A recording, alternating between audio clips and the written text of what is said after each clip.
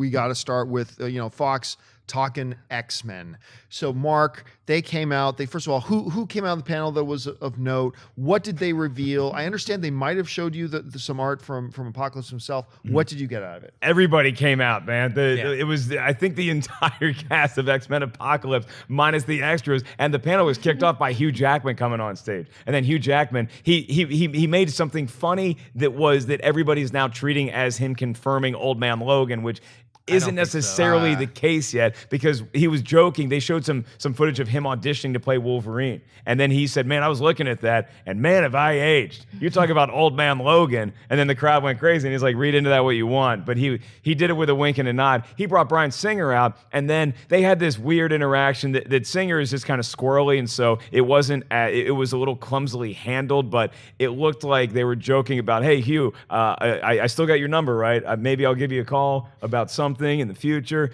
But Hugh Jackman brought out the cast for X-Men Apocalypse, and then Hugh exited the stage. So there's no confirmation that you are going to see Wolverine in X-Men Apocalypse. I still think it's going to happen, but there was nothing mentioned of that. But seeing all these guys on stage together, Chris Hardwick is like, look, we have so many people to get to. We're just going to kind of run down who your character is and just give us a little taste of this. Because Singer mentioned that they've only been shooting for about 5 weeks, yet they already cut together a really neat teaser trailer, and you got to see Apocalypse in the makeup. I thought they were just going to hint at it, that you might see like a cape swirl or something. You get to see the dude's face. You get to see Oscar Isaac as Apocalypse, and he looks so menacing. The other takeaway from this trailer I had is that Magneto seems to be torn initially as to what he's going to be doing, what his role is going to be, good guy, villain, somewhere in between. By the end of the trailer, it looks like he's teamed up, and he is Apocalypse's boy going against the X-Men. And then that final scene you get, James McAvoy finally cutting his hair, running the razor over his dome. That's young, bald, wheelchair-bound Professor X.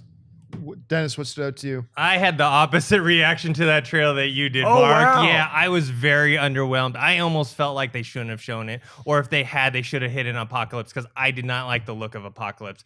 I thought when I watched it, I was like, is that Mr. Freeze up there from Batman and Robin? And then people were tweeting me, because I didn't watch Power Rangers, but people were saying he looked like someone called Ivan Ooze or something like that. And I looked him up, and I was like, yeah, he kind of looks like that. He looks small. Look, I know he probably might be able to get bigger in the movie, but there's a shot of him in the hallway with some of the X-Men.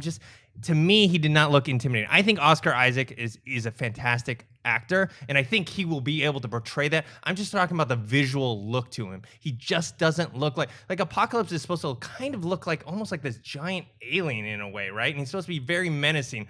I didn't get that from what I saw, so I was extremely disappointed. Well, they also mentioned that they didn't that some of the effects in even these shots that we're seeing aren't necessarily finished. So I don't know if there's going to be some sort of mocap or CGI element to Apocalypse. You're right, Dennis. It looked like that was the finished product that they're going to be going into battle with. I thought he looked cool, but you know. So let me get this straight. Wendy, you can speak this. So the Apocalypse that we saw, not we, I didn't see it. The Apocalypse that got shown, that was Oscar Isaac in costume and makeup. It was not a CG character?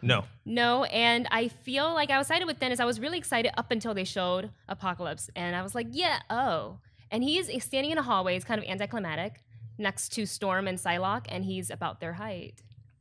See, I'm really disappointed by that, because Apocalypse is supposed to be giant and huge and menacing and all this kind of stuff. Now, that doesn't mean they don't have a really cool take on it, right. And that this may be my favorite movie, villain of all time once I see it. But my initial reaction is disappointment. I assumed they would do him CGI. Well, with Oscar Isaac doing the mocap and the voice. I think they'll probably incorporate elements of that later. So I just think that they really wanted to show us something at Comic-Con, and the tease we got, I was very accepting of. I thought it was awesome. Another concern I have is that the way they're portraying the power of his character is like he's controlling the minds of all the X-Men. I just don't like that when that comes to movies, because I mentioned that before with the Batman v Superman, because what it does, it takes away the free will of your characters, right? When you want characters to fight each other, right? They're supposed to have a motivation. They're supposed to be like, well, I believe in this, and this is why we're fighting. And that's what's so great about the Magneto Professor X relationship.